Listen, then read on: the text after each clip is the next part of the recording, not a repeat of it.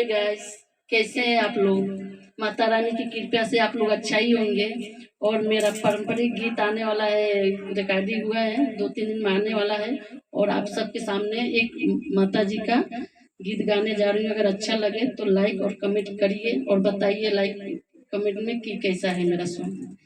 अरे माई लाल चुनर में निकुरल रूपवा चम चम चमके लीला। अरे माई लाल चुनर में निकुरल रूपवा चम चम चमके लीला।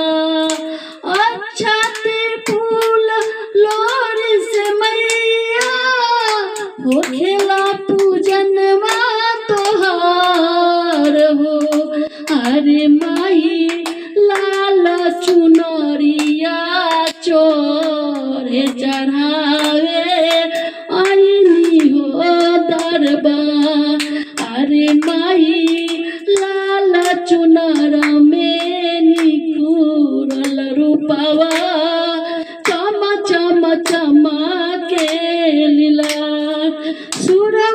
सुरवन के दिहलू नयनमा कालिदास मूर्ख के ज्ञान हो।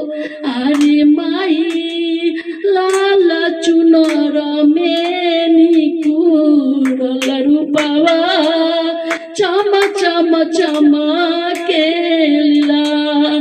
अरे माई